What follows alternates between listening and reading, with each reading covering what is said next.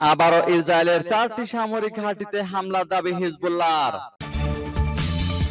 আরো বিস্তারিত জানিয়ে দিব। এদিকে রাফাতে হামাসের হামলায় ইসরায়েলি মেজর নিহত। এবার গাজার আরো একটি স্কুলে ইসরায়েলের বোমা হামলা, নিহত অন্তত 4 জন। এদিকে গাজায় একদিনে নিহত 54 জন, নিখোঁজ শতাধিক। আরো জানিয়ে দিব, আবারও ইসরায়েলের সমালোচনা করে যা বললেন এরদোগান। এদিকে গাজায় ইসরায়েলের বিমান হামলায় হামাসের জ্যেষ্ঠ কর্মকর্তা নিহত। এবার মিয়ানমার জান্তার নৃশংসতায় 1000 বেসামরিককে হত্যা। এবং সর্বশেষে জানিয়ে দিব, এদিকে যুদ্ধবিরতির প্রস্তাবে ইসরায়েলের জবাবের অপেক্ষায় হামাস। শুনছিলেন সংবাদ শিরোনাম, এখন বিস্তারিত।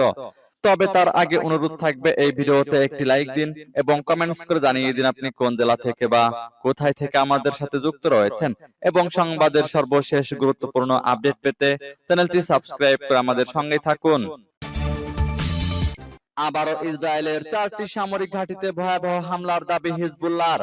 এবার ইসরায়েলের সামরিক ঘাঁটিকে লক্ষ্য বানালো লেবাননের সশস্ত্র গোষ্ঠী হিজবুল্লাহ। দেশটির অন্তত 4টি সামরিক ঘাঁটি টার্গেট করে ব্যাপক ধ্বংসযজ্ঞ চালিয়েছে ইরান সমর্থিত গোষ্ঠীটি। তেল আবিবের হামলায় হিজবুল্লাহ যোদ্ধা নিহতের প্রতিবাদে ছোড়া হয় কমপক্ষে 60টি কাতিউষা রকেট। এক ইসরায়েলি সেনা নিহত সহ যাতে ক্ষতিগ্রস্ত হয় উত্তরাঞ্চলের বিভিন্ন এলাকা।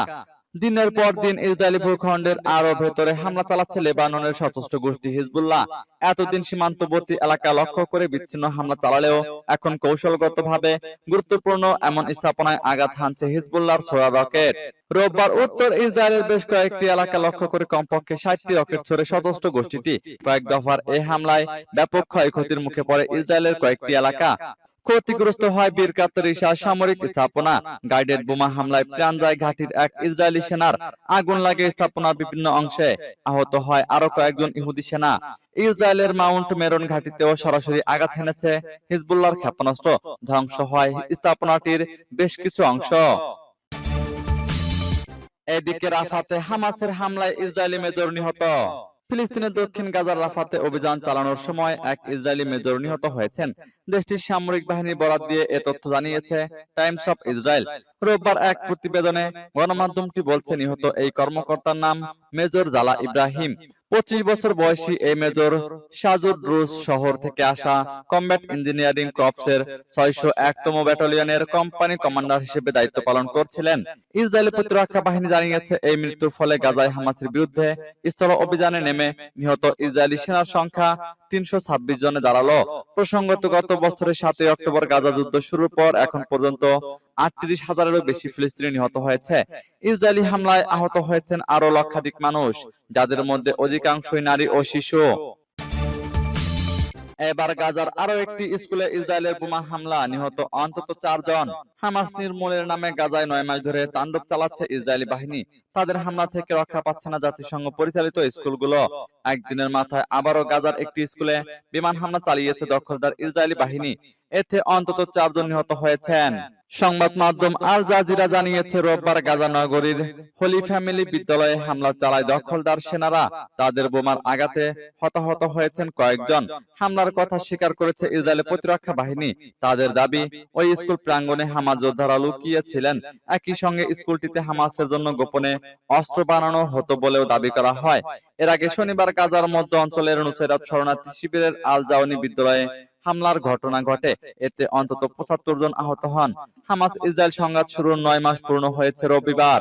এদিন তেল আবিবের রাস্তায় নামেন হাজার হাজার মানুষ। নেতানিয়াহু সরকারের পদত্যাগের পাশাপাশি হামাসের হাতে জিম্মিদের দ্রুত মুক্তির দাবি জানান তারা। আন্দোলনকারীদের উদ্দেশ্যে জিম্মি মুক্তির জন্য হামাসের সঙ্গে সমঝোতায় আসতে সরকারের উপর চাপ তৈরি করা। এদিকে গাজায় একদিনে নিহত 54, নিখোঁজ শতাধিক। গাজায় ইসরায়েলি বাহিনীর হামলায় রোববার কমপক্ষে 54 জন নিহত হয়েছেন। এছাড়া কয়েক ডজন লোক নিখোঁজ রয়েছেন। মেডিকেল সূত্রে বরাত দিয়ে আল জাজিরার রিপোর্টে এ তথ্য জানানো হয়েছে। জানা গেছে, গাজার উত্তরাঞ্চলীয় জাবালিয়া আল নাজহলের পার্শ্ববর্তী একটি বাড়িতে ইসরায়েলি হামলায় 10 জন নিহত হয়েছেন। এছাড়া শহরের কেন্দ্রস্থলে নুসাইরাত শরণার্থী শিবিরের একটি বাড়িতে ইসরায়েলি হামলায় অন্তত 3 জন নিহত হয়েছেন। অপরদিকে গাজার মধ্য অঞ্চলীয় দেওর আল বালার উত্তর পূর্বে আজ জাওয়াদায় একটি বাড়িতে ইসরায়েলি বোমা হামলায় 6 জন নিহত হয়েছেন। বোমা বিধ্বস্ত ভবনে কয়েক ডজন নিখোঁজ সহ আরো জীবিতদের সন্ধানে বেসামরিক প্রতিরক্ষা দল কাজ করছে। 9 মাস ধরে চলা দীর্ঘ যুদ্ধে গাজায় হাজার হাজার মানুষের প্রাণ গেছে, ব্যবসা বাণিজ্য খাত ধ্বংস হয়ে গেছে।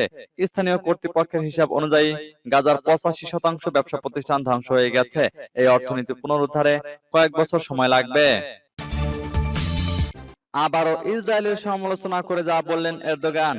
ফের ইসরায়েলি কর্মকাণ্ডের সমালোচনা করে গাজায় গণহত্যা এবং অমানবিক হামলা বন্ধ করার আহ্বান জানিয়েছেন তুরস্কের president Recep Tayyip Erdogan.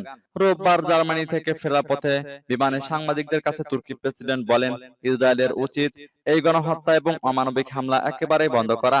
Erdogan দাবি করে বলেন, আজ পর্যন্ত ইসরায়েলি ক্রমাগত আক্রমণ এবং গণহত্যার উপর জোর দিয়ে এসেছে, ইসরায়েলি মানবাধিকার এবং আন্তর্জাতিক আইনকে পদতলিত করেছে।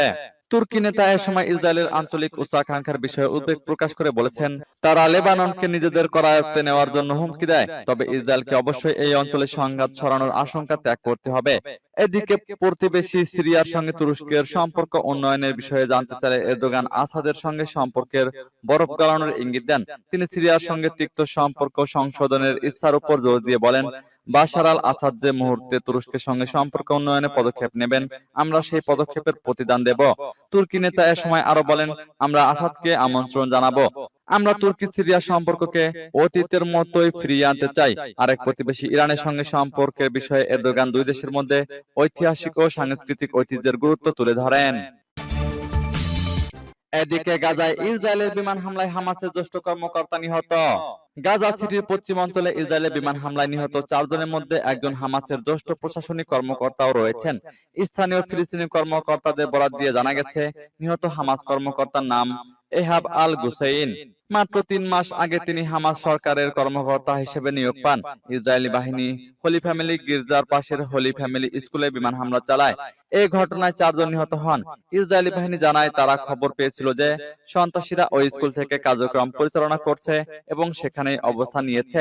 ইসরায়েলি বাহিনী আরো জানায়, তারা বেসামরিক ফিলিস্তিনিদের হতাহত হওয়ার ঝুঁকি কমাতে নানা ব্যবস্থা গ্রহণ করেছে।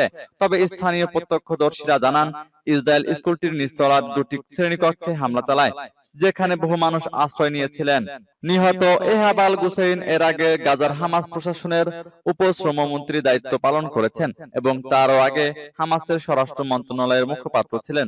এর আগে গত শনিবার গাজার মধ্য অঞ্চলের নুসেরাত শরণার্থী শিবিরের আল জাউনি বিশ্ববিদ্যালয়ে ইসরায়েলের হামলায় অন্তত 16 জন নিহত এবং 75 জন আহত হন। এবার মিয়ানমার জান্তা নৃশংসতায় 1000 বেসামরিককে হত্যা। চলতি বছরের গত 6 মাসে মিয়ানমার জান্তা বাহিনী 1076 জনকে হত্যা করেছে। Watchdog group assistance association for political প্রিজনের বরাত দিয়ে এই তথ্য জানিয়েছে মিয়ানমার ভিত্তিক সংবাদ মাধ্যম দা ইরাবতী। প্রতিবেদনে বলা হয়েছে, বিদ্রোহীদের সঙ্গে ক্রমাগত হেরেই চলেছে জান্তা বাহিনী। এর পরিপ্রেক্ষিতে বিভিন্ন স্কুল, গ্রাম, হাসপাতাল, বাজার, ক্যাম্প ও ধর্মীয় প্রতিষ্ঠানে বিমান হামলা ও বোমা বর্ষণের পরিমাণ জোরালো করেছে দেশটির নিরাপত্তা বাহিনী। এএপিপি বলেছে, চলতি বছরের 30 জুন পর্যন্ত মিয়ানমার জান্তা বাহিনী সবচেয়ে বেশি হত্যাযজ্ঞ চালিয়েছে সাগাইং অঞ্চলে।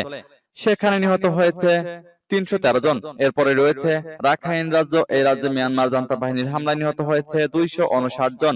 মানবাধিকার এই সংস্থাটি জানিয়েছে, মিয়ানমার জান্তা বাহিনীর বিমান হামলায় নিহত হয় 308 জন এবং বোমা বর্ষণে নিহত হয়েছে 318 জন।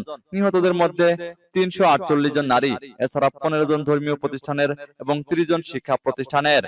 এএপিপি জানায়, 2021 সালে অভ্যুত্থানের পর থেকে দেশটির জান্তা সরকার অন্তত 27,000 বেসামরিককে গ্রেপ্তার করেছে। এছাড়া এই সময়ে নিহত হয়েছে 5,300 জন। এদিকে যুদ্ধবিরতির প্রস্তাবে ইসরায়েলের জবাবের অপেক্ষায় হামাস। গাজায় একটি যুদ্ধবিরতি বিষয়ক প্রস্তাবে ইসরায়েলের জবাবের অপেক্ষায় রয়েছে ফিলিস্তিনি সশস্ত্র গোষ্ঠী হামাস। রবিবার হামাসের 2 কর্মকর্তা এই তথ্য জানিয়েছে। মার্কিন প্রস্তাবিত এই চুক্তির শর্তগুলোতে সম্মতি জানানোর 5 দিন পর এমন মন্তব্য করল হামাস। খবর রয়টার্সের।